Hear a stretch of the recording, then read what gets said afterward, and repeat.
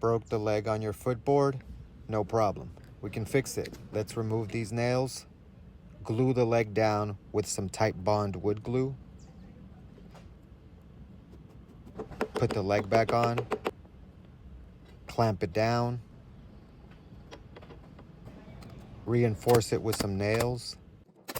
Let it dry overnight. Remove the clamp.